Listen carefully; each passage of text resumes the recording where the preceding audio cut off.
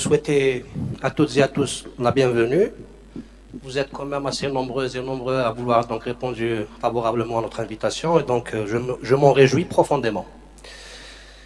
J'espère que votre présence ici ne sera pas vaine, que vous allez pouvoir apprendre aujourd'hui des choses et que mon exposé, enfin l'exposé que je vais faire tout à l'heure vous permettrait donc à vous comme à moi de pouvoir réfléchir ensemble en fait.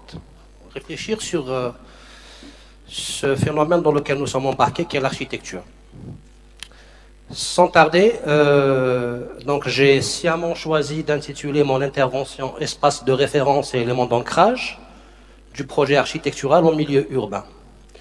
Puis après hésitation, j'ai rajouté processus et évaluation, pour des raisons que j'évoquerai tout à l'heure. Mais pour le moment, laissons le titre de côté et intéressons-nous d'abord à la thématique du jour, à savoir l'architecture urbaine. Je préfère peut-être utiliser ce micro, c'est mieux. C'est mieux. Parce que là, j'étouffe. Donc, je tiens tout d'abord aussi à rappeler le cadre de cette présentation qui s'inscrit dans une série de conférences dans le cadre de la matière séminaire curriculaire à prodiguer au profit des étudiants de Master 1 afin qu'ils puissent se projeter dès maintenant et avoir le temps de réfléchir à ce qu'ils vont faire en Master 2. Et puis après concertation avec notre cher collègue M. Bonouni, donc nous avons jugé opportun d'élargir un peu le champ de la réflexion pour faire profiter tous les étudiants de tous les paliers confondus. Donc je tiens d'abord à remercier aussi M. Bonouni pour d'avoir donc mis toutes les conditions pour nous puissions donc nous retrouver ici.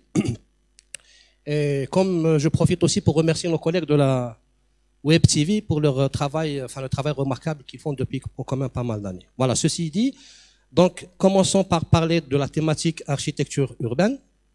Pour la présenter, je vais pas donc m'aventurer à la définir ou quoi que ce soit.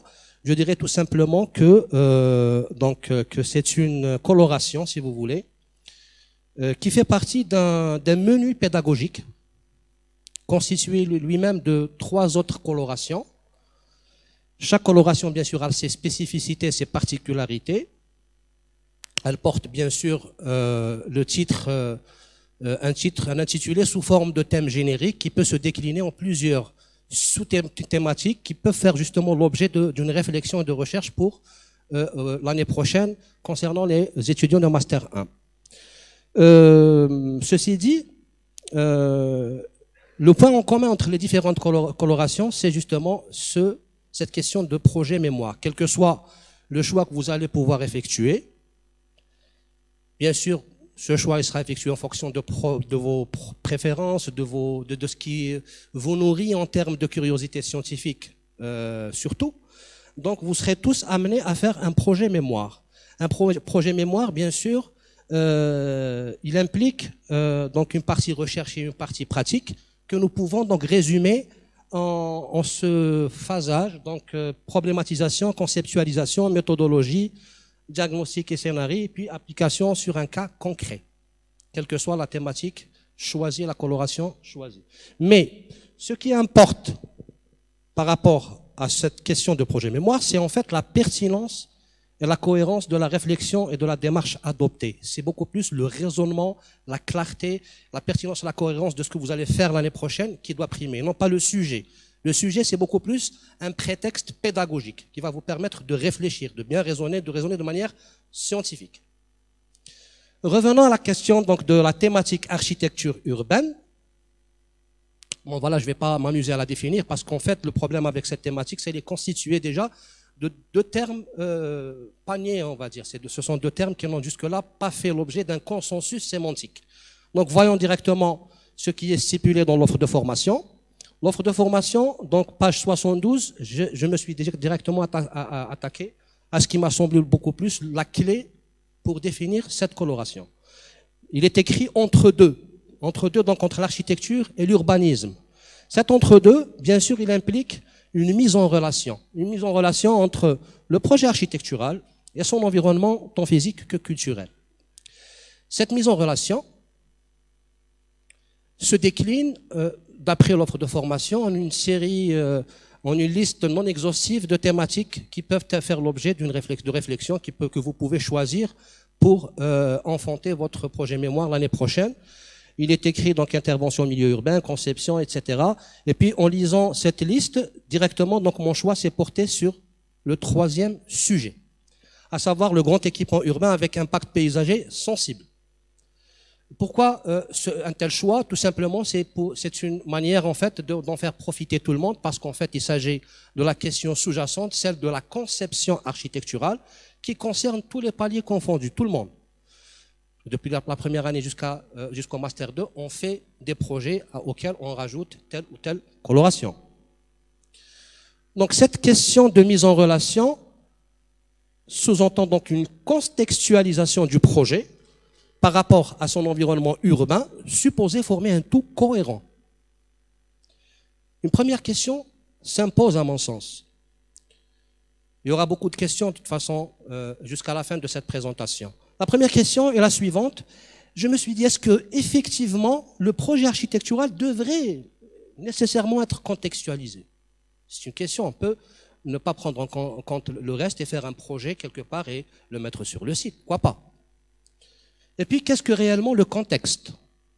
Bien que la réponse soit évidente, donc elle trouvera certainement confirmation à la lumière du triple constat qui suit, que je vais faire maintenant. Premier élément de constat. D'abord, il faut consulter l'avis des analystes, les professionnels, ceux qui se sont engagés dans le processus de conception en général.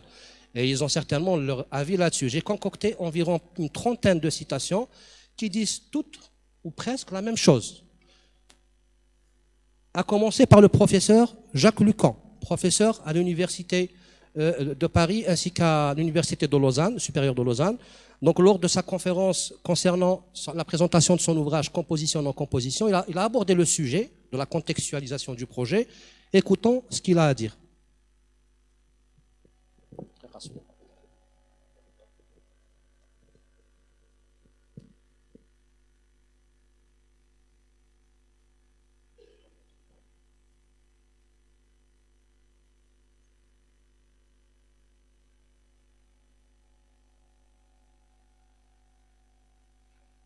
Absolue, contextualiste, littérale. Un bâtiment est conçu pour une situation, et si on le déplace dans une autre situation, il devient aberrant, il devient idiot, il devient insignifiant. Donc, on peut dire c'est un contextualisme.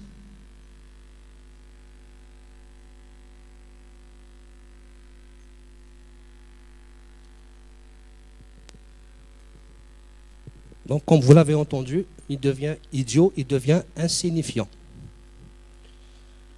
Des propos loin de toute ambiguïté, de même que pour les propos de, par exemple, Oswald Mathière-Angers, qui dit que l'architecture se thématise à partir de l'environnement dans lequel elle se place.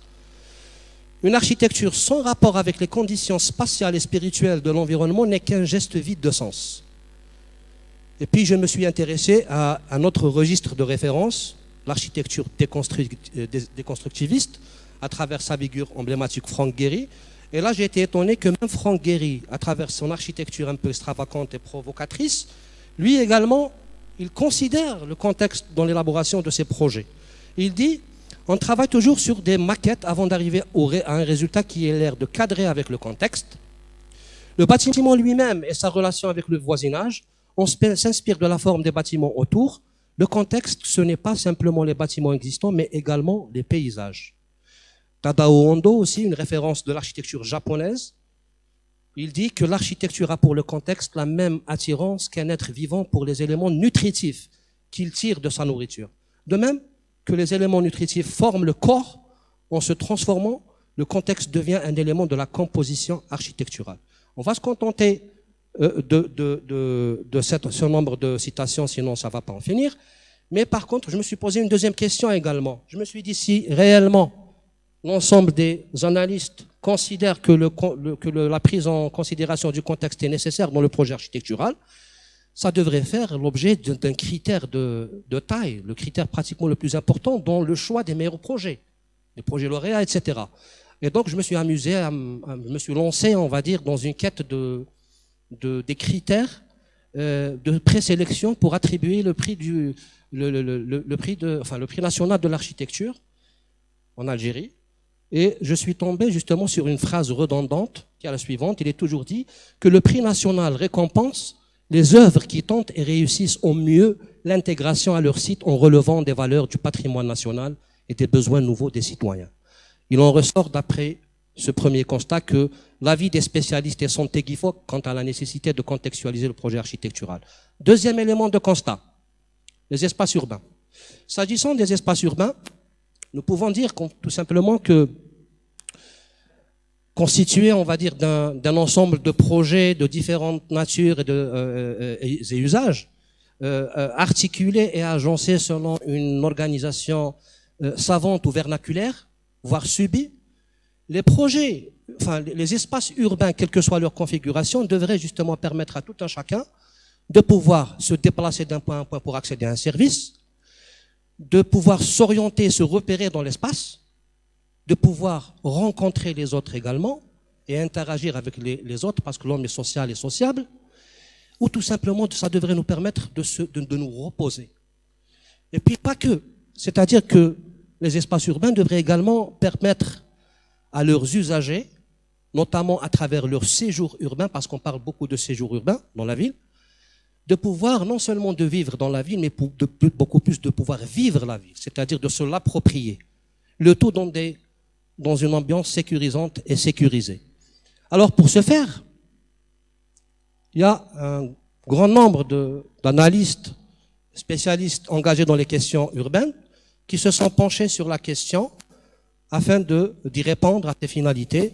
Et là, vous avez quand même une liste non exhaustive.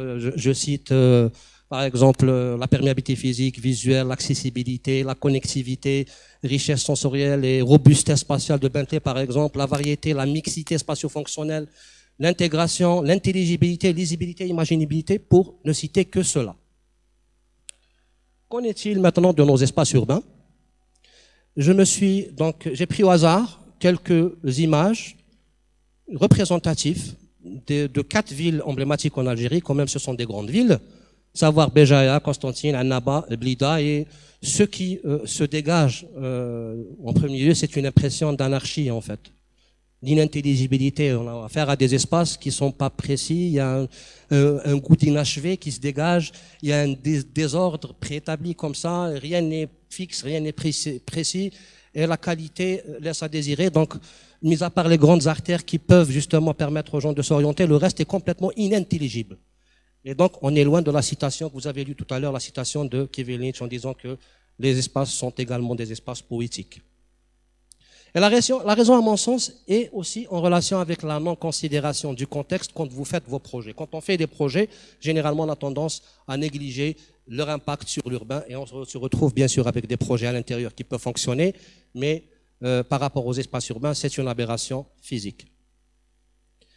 Troisième élément de constat, c'est la question des projets objets. La question des projets objets, elle a été abordée par plusieurs architectes. Moi, je me suis rendu compte, en fait, que j'étais pas le premier à avoir réfléchi à ça. J'ai trouvé tout un chapitre écrit là-dessus chez l'architecte, donc célèbre architecte Richard Scoffier, qui a rédigé un ouvrage intitulé « Les 4 concepts fondamentaux de l'architecture contemporaine ».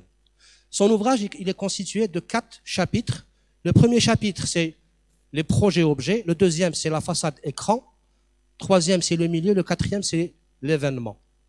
Et ce qui m'a beaucoup plus intéressé, c'était cette question de projet-objet.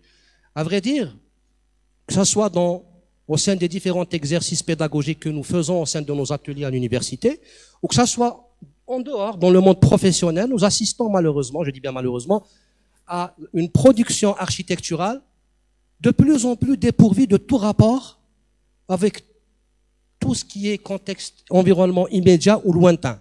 Comme si le projet architectural sortait d'un laboratoire expérimental avant d'être importé, parachuté sur son supposé site d'intervention. Donc une aberration à laquelle je pense qu'il va falloir réfléchir et qui nous interpelle tous.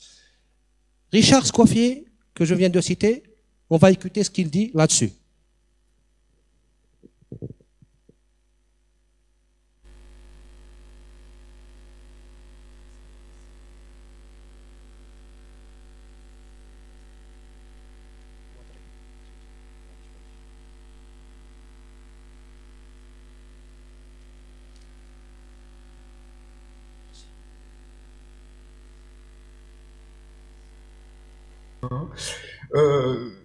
Donc le premier, hein, c'est l'idée d'objet, hein. Et aussi ces concepts quelque part, si vous voulez, ils reprennent, vous voyez, très souvent des comment dire, des choses qu'on reproche, voilà, à l'architecture contemporaine. Vous voyez. Moi, je me rappelle quand j'étais à l'école, les profs reprochaient, par exemple, aux étudiants de faire des objets. Voilà, hein. Donc, c'est l'idée un petit peu de revendiquer, vous voyez, quelque chose qui est perçu, qui est connoté négativement, et puis, au contraire, le connoter positivement. Donc, dire que, voilà, l'architecture contemporaine aujourd'hui, elle est faite d'objets, et que les objets ne sont pas la construction, hein, puisque la construction, on fait voir comme au rayon X, vous voyez, tout ce qui, comment le bâtiment fonctionne, comment il est construit, comment il est fabriqué, tandis que l'objet, quand vous regardez par exemple un téléphone portable, vous voyez, vous comprenez pas comment ça marche, c'est impossible. Vous voyez. Donc, en plus, ça ressemble même pas à un téléphone portable, ça ressemble à une calculette, si vous voulez, ça ressemble pas à un téléphone comme les premiers téléphones. Donc, vous voyez, il y a une sorte d'autonomie radicale de l'objet, à la fois par rapport à sa fabrication et aussi donc par rapport à sa fonction. Et ça, effectivement, donc aujourd'hui, hein, ça contamine l'architecture. Et c'est vrai qu'on voit ça.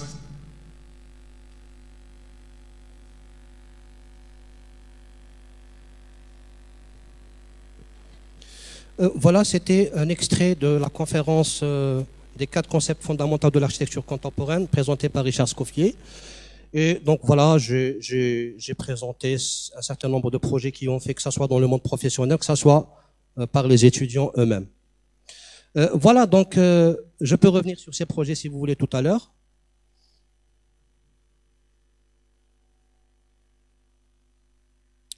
Voilà, donc c'est suite à ce triple constat que j'ai intitulé mon intervention « Espace de référence et éléments d'ancrage du projet architectural au milieu urbain, processus et évaluation ».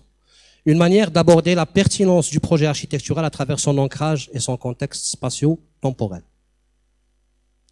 Cependant, la vraie question, la question demeurante, est celle du comment, c'est-à-dire comment contextualiser un projet d'architecture. En d'autres termes, quels sont les éléments qui permettent d'ancrer le projet architectural dans son contexte, de le rendre inébranlable théoriquement et physiquement, et qui serait à considérer le long du processus de conception architecturale. À vrai dire, la réponse se trouve au sein même de ces termes qui constituent cette phrase. Il suffit de disséquer de manière pragmatique le contenu et la structure de cette phrase pour voir plus clair. C'est ce que je tenterai de faire tout de suite. Commençons par le projet, ce que nous appelons communément projet. Le projet, il est dans son terrain, ce qu'on appelle le site. Ce site, bien sûr, il est circonscrit dans un environnement immédiat, entouré de cadres bâtis, de cadres non bâtis, d'espaces verts, tout ce que vous voulez. Le tout, est bien sûr, fait partie comme un fragment de ville. C'est une entité urbaine qui fait partie de la grande entité urbaine qui est la ville. Donc il y a les 3 échelles, l'échelle micro, méso et macro. Vous me l'accorderez si je vous disais donc que le projet architectural, c'est un contenu et c'est un contenant. On peut démarrer de ça. En tant que contenu, il est contenu dans son site. En tant que contenant, il contient un programme. Un contenu, en tant que contenu, donc c'est un objet physique spatialisé. C'est un objet qui possède un langage et une expression, donc une signification. En tant que contenant, c'est un récipient d'un contenu qualitatif et quantitatif relatif à une somme de fonctions organisées et hiérarchisées entre elles. Chaque entité du programme qui fait le projet, elle a une expression et une signification. Donc parler de site, ça renvoie automatiquement à considérer ses potentialités et ses contraintes, à savoir les données physiques, histoire et usage, esprit du lieu, environnement immédiat et lointain, servitude, les déplacements, le climat, l'ensoleillement, et j'en passe.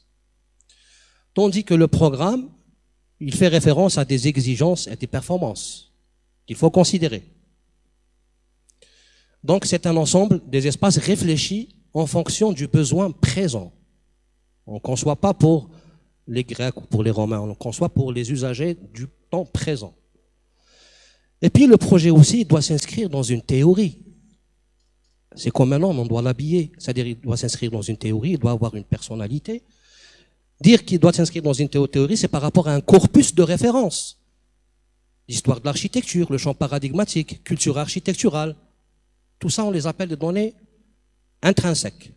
Et puis, il doit aussi tenir compte des orientations politiques, l'environnement et les dictées économiques également, la dimension socio-culturelle, les avancées technologiques et les procédés constructifs, pour ne citer que cela. Le site et le programme, on appelle ça les données extrinsèques au projet, qui viennent de l'extérieur, qui lui donnent son existence. Les références, ce sont les données intrinsèques qui lui donnent sa personnalité. Évoquer le programme qui doit répondre à un besoin présent, ça sous-entend une dimension temporelle. On parle de temps, le temps présent. De même pour ce qui est des orientations politiques et tout ce qui s'ensuit, des orientations économiques également, ce sont des orientations de l'époque, du temps présent. Ça veut dire qu'il y a aussi une dimension temporelle, une double dimension temporelle. Et puis vous avez le site qui, lui, renvoie à la notion de lieu. Un lieu, c'est quoi en fait? C'est l'espace plus une signification. Lieu de culte, lieu touristique, etc., etc. Donc il faut qu'il y ait l'espace avec une vocation, une signification, ça nous donne le lieu, et le lieu renvoie beaucoup plus à la dimension spatiale. Les deux nous donnent la dimension spatio-temporelle. Et le projet, en fait, doit découler de cette dimension spatio-temporelle. On appelle ça l'espace de référence que vous avez vu dans le titre. Donc, espace de référence. Il est constitué lui-même par ces trois sous-espaces de référence, à savoir le site, le programme et les références, que certains appellent champ paradigmatique. Prenons le schéma pour ce qu'il est. Ce schéma, en fait, ce qu'on appelle l'espace de référence du projet, c'est la base théorique pour la construction de l'idée, qu'on appelle idéation. Idéation, ça veut dire la construction de l'idée du projet. Mais arrêtons-nous d'abord sur la notion d'idée. En fait, est-ce qu'on sait ce que c'est qu'une idée en architecture? Je me suis donc lancé dans une quête pour essayer de trouver une définition assez large et assez intéressante quant au concept de l'idée. Et celle qui m'a séduite le plus, c'était la définition que j'ai retrouvée chez Platon, qui a été reprise par Gilles Deleuze, et qui dit la chose suivante. Il dit qu'une idée, c'est quelque chose qui ne serait pas autre chose. C'est-à-dire qui ne serait que ce qu'elle est. Ça sous-entend une forme d'originalité. Et quelle que soit l'idée, elle est vouée. Elle est vouée dans son domaine, dans le domaine dans lequel elle se place. C'est pour ça qu'il y a des idées dans tous les domaines. Dans l'ouvrage de Hamou Abdel Hakim, il parle justement de l'idée, maintenant elle est vouée dans le domaine dans lequel nous sommes embarqués, c'est-à-dire l'architecture urbaine en général. Donc l'idée en architecture, elle peut émaner du programme, comme une bibliothèque sous forme de livre par exemple. J'ai pris l'exemple de la bibliothèque publique de Kansas, des livres agencés, des livres pas choisis au hasard, les livres qui ont fait l'objet de toute une concertation sociale, et c'est les habitants de la ville qui ont choisi 22 ouvrages pour en faire la façade et le projet. Et puis, j'ai appelé ça c'est moi qui en fait, je me suis permis de l'appeler type pro, ça veut dire type pro, programme, par rapport au programme, soit du site, donc du terrain, exemple de la villa de la Cascade, qu'on appelle la maison Kaufmann, qui doit son essence au site, à la cascade elle-même. Vous imaginez la villa Kaufmann juste à côté de l'auditorium, elle n'aurait aucun sens. C'est-à-dire que c'est son site qui fait qu'elle devient originale. Et puis soit des références telles que la Villa Savoie, incarnant les 5 points de l'architecture moderne, la Villa Savoie du Corbusier, que vous devez connaître sans doute. Et en dernier, elle peut émaner des trois, du programme, du site et des références. L'exemple, par exemple, du musée juif de Berlin, où l'architecte essayait de reprendre un peu l'histoire du peuple juif, jugé selon leur monde de référence, comme étant une histoire très douloureuse, avec des obstacles. Ils ont été éparpillés par le monde, et puis à chaque fois, ils ont réussi à se relever. Et donc, il a voulu signifier tout ça à travers ce parcours complètement cassé. Il est allé jusqu'au détail, c'est-à-dire d'entailler la façade avec des cicatrices pour marquer la souffrance du peuple juif. Mais son projet, il reste quand même discret, il respecte son environnement, il respecte les hauteurs des bâtiments avoisinants, il ne sait pas d'écraser les autres, il est là sans être là, et il est plein aussi de références que j'aurais pu développer dans d'autres circonstances, là on n'aura pas le temps. Donc on peut le considérer comme un projet de type SIPRORE, site, programme et référence. Revenons à ce schéma, et c'est là où la tâche se complique. Je sais que c'est une après-midi, l'après-midi il fait chaud, les gens commencent à avoir un peu la tête qui tourne, j'ai envie que vous vous réveillez un peu. Voilà, donc ce schéma que j'ai exposé, que j'ai essayé d'expliquer tout à l'heure, avec les 3 sous-espaces de référence, le site, le programme et le champ paradigmatique, chaque dimension fournit des données et ses hypothèses pour la construction de l'assise du système de concept. Qu'est-ce que ça veut dire? Le site renvoie aux potentialités, les références, les exigences de performance. Tout ça dépend d'une nécessité. Pourquoi je parle de nécessité? Parce que sans nécessité, il n'y a pas de concept. On parle souvent de concept, mais un concept par définition doit découler d'une nécessité. C'est pas moi qui le dis, c'est Gilles Deleuze, on va l'écouter tout de suite là-dessus.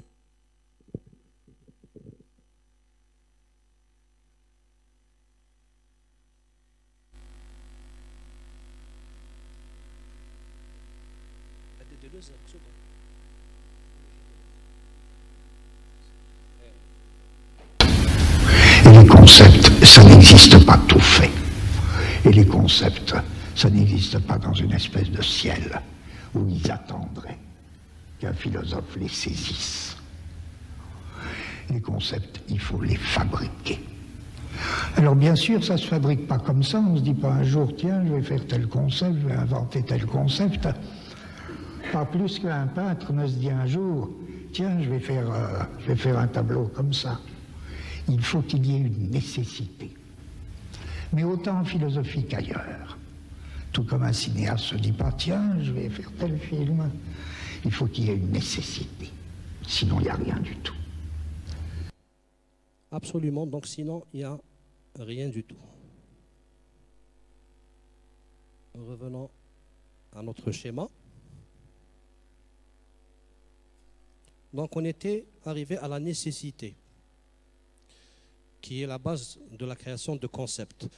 Donc chaque nécessité renvoie à une série de concepts. Les potentialités et les contraintes font, ou plutôt impliquent, des concepts. Les références impliquent des concepts. Les exigences et les performances impliquent des concepts. Quand vous faites un projet, à chaque fois, vous êtes dans la difficulté. Vous êtes face à une nécessité de satisfaire telle ou telle contradiction. Et du coup, ça fait appel à une nécessité qui se transforme en concept. C'est comme une forme de clé, de solution à des problèmes circonstanciés posés de manière précise. L'organisation, l'hiérarchisation et la classification des concepts nous donne le système de concepts qui est lui-même le registre d'ancrage du projet. C'est ce qui va permettre au projet de s'ancrer. Ancrer, c'est comme on jette une ancre d'un bateau et que le bateau ne puisse plus bouger. Le projet aussi ne doit pas bouger. Un mot sur le concept. Vous savez, on revient à cette question des 3 échelles du projet, le contexte architectural, urbain et la ville. Le concept également, il suit les échelles de la ville. À chaque échelle renvoie un concept. Vous avez le premier concept, quand il y a question que le projet soit intégré à la ville. Donc ce concept, on l'appelle le concept majeur. C'est quoi un concept majeur? C'est un concept qui tisse vraiment, c'est le cordon ombilical entre le projet et la ville. Tel que, par exemple, faire un projet tout en faisant en sorte que ce projet soit signalétique, soit visible de loin. Et du coup, on opte pour la nécessité qu'il soit, qu'on puisse le voir. Donc, concept d'émergence, par exemple. Et il se transforme en point d'appel ou de repère. Bref, quand il y est question des 3 échelles, un concept qu'on peut trouver à l'échelle architecturale, à l'échelle urbaine et à l'échelle de la ville, on l'appelle le concept nomade. Et puis, on termine avec le concept mineur qui se situe au niveau de l'échelle architecturale, telle que par exemple la flexibilité au sein des espaces intérieurs, etc. Ça, ce sont des concepts mineurs. La vraie question maintenant, c'est justement de passer de la pensée discursive à la pensée figurative. Jusque-là, on est en train de parler, c'est juste de la parlotte, c'est juste de la théorie. Maintenant, c'est le passage qui pose problème. Comment passer de cette pensée discursive, de ce concept et registre d'ancrage qui est l'idée, et la traduire en dessin? Là, c'est la difficulté se pose pour beaucoup d'étudiants, de praticiens en architecture. Cette traduction se passe selon un processus itératif, donc inductif et déductif, du macro au micro, du micro vers le macro. Et elle fait appel au raisonnement aussi. Le raisonnement se fait selon une pensée complexe, donc selon une approche systémique, impliquant des boucles causales. Nous ne sommes plus dans la pensée linéaire, où on considère les choses comme une addition, 1 plus 1 égale 2. C'est beaucoup plus complexe, c'est plus la réflexion linéaire, c'est une réflexion en boucle. Et là-dessus, vous avez pas mal de références, surtout pour ceux qui vont faire le master, voire plus. Donc, il y a, ça a commencé avec Ludwig von Bertalanffy dans les années 20. C'est un biologiste qui a fait de la systémique. Et puis, les architectes ont repris le concept de la systémique pour l'appliquer à l'architecture, tel que Desrosny et les autres. Bref, ce raisonnement, je ne sais pas si vous connaissez ou pas ces 3 figures emblématiques, qui remontent, bien sûr, au célèbre symposium des années 60. C'était la première fois qu'un certain nombre d'analystes se sont regroupés pour questionner la conception architecturale, le raisonnement. Et le concept, il a été soldé en 67 exactement par Jean-Christopher Jones, qui a été publié aussi par Geoffrey Broadbent dans son fameux ouvrage Méthode Design Method in Architecture de 1969. Il a repris les dessins de Curtis Jones et il a dessiné ces 3 caricatures célèbres. La première est appelée le designer comme magicien, l'architecte magicien, c'est-à-dire beaucoup d'étudiants, beaucoup de gens, et c'était un peu le cas depuis l'Antiquité jusqu'à la révolution cybernétique, on va dire, où l'homme, le concepteur, l'artiste, généralement, il a un chapeau de magicien, à l'intérieur c'est la boîte crânienne, il y a le système nerveux qu'on appelle la boîte noire, il reçoit des informations, ce qu'on appelle les inputs, la difficulté, et puis il réfléchit, et puis s'étonne lui-même, il dit, hop, Eureka, ça veut dire je l'ai trouvé, et il donne la solution. Alors que lui-même, il ne pourrait pas expliquer à comment il a trouvé la solution. C'est justement la boîte noire, c'est le concept de la boîte noire, et ça dénote beaucoup plus. On retrouve ça, c'est des gens qui ont une intelligence particulière, qui ont un talent inné, etc. C'est un peu les propos du Corbusier. Regardez, je suis tombé sur un texte de Corbusier qui disait « Lorsqu'une tâche m'est confiée, j'ai pour habitude de me mettre de la mettre au-dedans de ma mémoire, c'est-à-dire de ne me permettre aucun croquis pendant des mois. La tête humaine est ainsi faite. Elle possède une certaine indépendance. C'est une boîte dans laquelle on peut verser en vrac les éléments d'un problème. On laisse alors flotter, mijoter, faire monter. Puis un jour, une initiative spontanée de son être intérieur, le déclic se produit. On prend un crayon, un fusain, des crayons de couleur et on accouche sur le papier. L'idée sort, l'enfant sort, il est venu au monde, il est né. Ça, ce sont les propos de Corbusier qui cadrent et qui matchent parfaitement avec la vision de la boîte noire. Les autres boîtes, la deuxième boîte, c'est la boîte de verre. Nous avons donc la glass box, et donc black box et glass box. On l'appelle la boîte de verre computationnelle. C'est une boîte qui a été utilisée dans les années début du siècle dernier jusqu'à sa moitié, où le projet était réfléchi beaucoup plus de manière analogique, de manière linéaire, comme un ordinateur. C'est comme si le problème, on préparait les solutions au problème avant que même le problème se pose. C'est tellement transparent que ça devient pas intéressant du moment que toute la partie artistique, la partie un peu surprise est occultée de l'opération.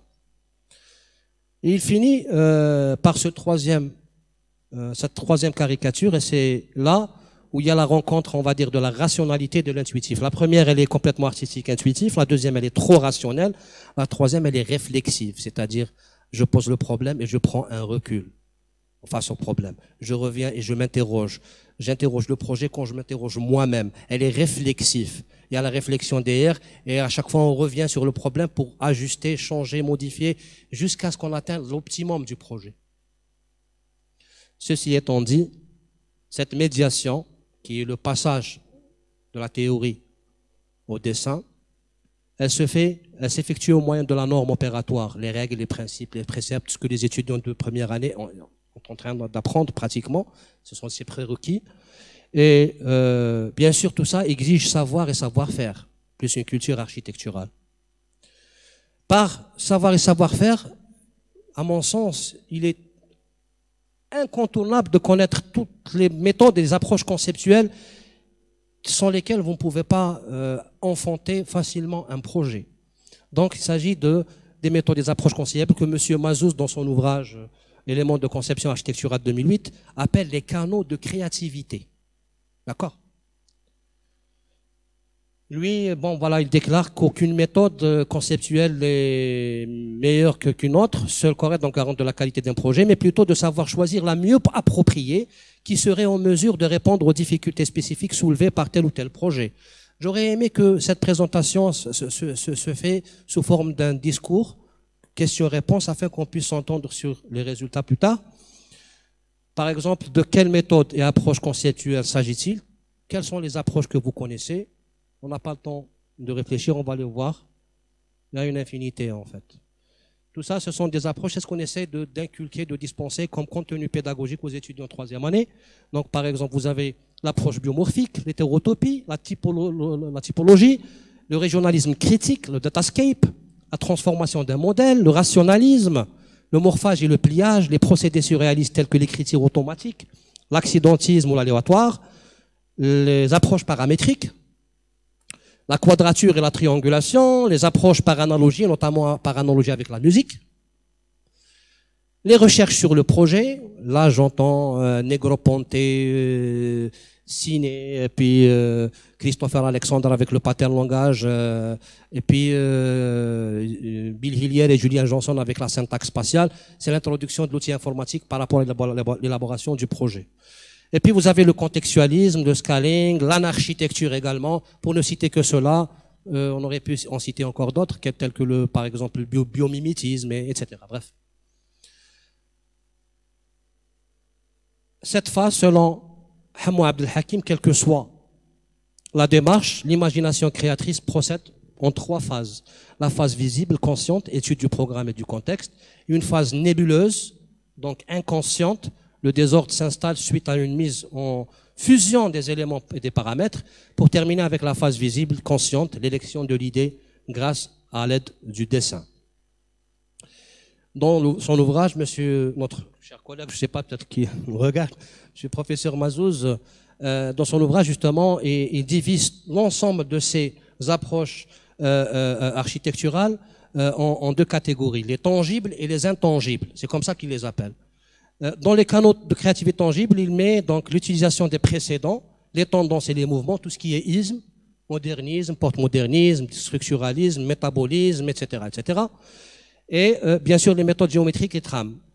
Les canaux de créativité intangible, par contre, ils comprennent le raisonnement analogique, le raisonnement métaphorique. La métaphore, bien sûr, peut être tangible quand elle est visuelle. Elle peut être intangible quand il s'agit de concept. Elle est abstraite. La technique du vice-versa aussi. La technique du vice-versa, c'est parler, par exemple, de la maison dans le jardin dans la maison. Là, la fenêtre dans le mur, ou c'est le mur dans la fenêtre. C'est pas la même chose. On appelle ça la technique du vice-versa, le paradoxe. Et puis, le canal des transformations. On transforme, rotation. Ce que vous faites en première année, ça vous concerne. Tout ce qui est phénomène formel, saillant, saillie, texture, rotation, juxtaposition, etc. Bref, sinon, les concepts. Voilà, les concepts. D'ailleurs, c'est la question qui a été posée dans le concours de doctorat. Cette dernière partie à laquelle je viens de répondre, la voici. Elle a été posée comme question dans le concours de doctorat de Tlemcen de 2013, où il est demandé, Saïd Mazouz, et d'après Antoniade, la créativité en architecture connaît 2 catégories de canaux. Quelles sont ces catégories, etc. C'est la question à laquelle je viens de répondre. Elle est sur 6 points. Bref, pour finir, pratiquement on est arrivé à la fin, j'ai choisi de vous présenter un exemple d'application complètement fictif que j'ai dessiné avec PowerPoint. J'ai même pas pris la peine de dessiner avec Archicad, AutoCAD, etc. Je me suis amusé à le faire avec PowerPoint afin que vous compreniez à peu près là où je veux vous emmener. Considérons un site quelconque, c'est des parcelles ou des îlots si vous voulez, c'est des îlots plutôt, un bâti quelconque, un cadre bâti, une diagonale et puis un réseau vierge en rési. On va dire en fausse résie parce qu'il y a quand même une diagonale. Une orientation, et puis nous avons des espaces verts par-ci par-là, un petit jardin.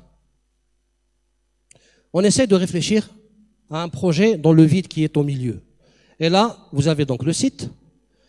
On peut commencer, c'est ce que j'essaie de dispenser, de demander à mes étudiants, commencer par une trame, très simple, géométrique. Cette trame peut servir de repère pour la proportion beaucoup plus, pour ne pas s'oublier. Les étudiants ont tendance à s'oublier, ils dessinent des fois un truc, ils pensent que c'est une chambre, mais en réalité c'est un stade. Donc une question de proportion. C'est un repère aussi de structure et un guide éventuellement à la conception. On essaie aussi de marquer les lignes de force qui sont dictées par le terrain, les diagonales, etc., la ligne du centre. Et puis, c'est là où le passage devient important. Il va falloir prolonger toutes les lignes d'ancrage topologique du site. C'est-à-dire tout ce qui est surface de bâtiment, il faut la prolonger verticalement et horizontalement. Tout ce qui est aux alentours du projet, il faut le prolonger pour obtenir cette toile dans laquelle le projet va s'insérer. Là, vous voyez, j'ai pas encore dessiné de projet, c'est juste une toile qu'on essaye un peu de mettre en œuvre afin de faciliter la conception par la suite. Ensuite, la moindre des choses, c'est d'articuler, par exemple, le jardin d'en face avec le site. Créer une articulation, par quel moyen, je ne sais pas, c'est juste l'idée pour le moment. On constate également qu'il y a cette diagonale et cette parallèle du milieu qui se rencontre sur un point important qui mériterait d'être pris en charge en tant que perspective visuelle, d'échappée visuelle. Et là, on peut mettre éventuellement ce qu'on appelle une macro-séquence. Elle est là. Donc ça peut faire l'objet d'une macro-séquence au sein du projet. Et celle en bas, elle peut constituer l'objet d'une micro-séquence, c'est une séquence secondaire. Je reprends la même trame résultante à partir de tout cet ensemble de lignes qui m'a donc permis d'avoir cette grille. Dans cette grille, je passe maintenant le côté vertical pour délimiter le projet aussi par rapport à l'élévation, par rapport à la partie hauteur. J'ai projeté les façades aux alentours et je projette les lignes, les surfaces constitutives du projet. De même pour les parties latérales, je projette et voilà, j'obtiens aussi la trame sous sa forme verticale, qui est là. Le projet devrait se dessiner à l'intérieur. Donc j'ai repris le dessin du projet avec PowerPoint toujours, pour essayer d'expliquer tout ça, parce que le projet c'est réfléchi en maquette, en 3D. En 2D, là, ça n'a aucun sens, on passe à côté de l'essence. Il faut le réfléchir dans sa troisième dimension. Donc cette trame, on va dire qu'elle est là quelque part, dans laquelle le projet il est voué à prendre forme. Et puis, voilà, nous avons les éléments d'ancrage topologique du site, tirés du site, qui sont au rouge, et je commence à dessiner, à m'amuser, à essayer de formaliser sans pour autant prendre au détail et à sa juste valeur le programme. Là, il n'y a pas encore le programme. Puis, une fois que j'ai donné une première forme au projet, je peux injecter le programme. Le programme, il est là, chaque couleur, c'est une entité. Une fois que j'essaie de l'injecter dans cette trame, je me rends compte que finalement le programme n'est pas satisfait. Il faut encore rajouter d'autres entités par exemple. Et voilà, donc je change à peu près la forme et j'obtiens peut-être une forme comme ça. Mais regardez la forme, elle est toujours inscrite dans cette toile de composition qui est verticale, cette toile géométrique, n'est-ce pas? On appelle ça les éléments d'ancrage programmatiques. Et puis je passe aux références et à l'ancrage théorique. À travers les références, j'essaie d'habiller mon projet, de lui donner un sens, une signification. Et j'essaie par exemple de dessiner en jouant avec l'équilibre, plein, vide, comme vous voulez. Ça peut dépendre d'une typologie de plusieurs paramètres. Donc voilà, on pourrait aboutir à quelque chose qui je pense, ça c'est juste un exemple, hein, qui n'a pas de base ou sous-bassement théorique. L'idée, c'est justement de prendre ces trois paramètres, on passe d'un paramètre à l'autre. Ça ne vient jamais du premier coup. Il faut tenter en sorte des références théoriques, l'ancrage, programme et vice-versa jusqu'à ce qu'il y ait quoi? Jusqu'à ce qu'il y ait l'optimum. C'est quoi l'optimum par définition? C'est la meilleure solution parmi toutes celles qui étaient possibles. Une fois que j'arrive à cette solution, je peux arrêter la réflexion de mon projet. L'expression de l'ancrage, elle est géométrique, spatiale et ambientale. Elle est également couleur et texture. Pour finir, je dirais que, exigeant savoir et savoir-faire, le processus de conception architecturale est déjà un défi en soi. Son hétérogénéité fait que cette discipline que nous appelons communément architecture peine toujours à trouver sa panacée sémantique et épistémologique. Telle une lapalissade, l'importance du contexte spatio-temporel n'est plus à démontrer lorsqu'il est question de la conception d'un projet architectural. Ce dernier doit être ancré dans son environnement sans que l'on puisse le déplacer, le modifier ou toucher le moindre détail de sa configuration, ne serait-ce que partiellement, faute de quoi il perdrait toute sa signification.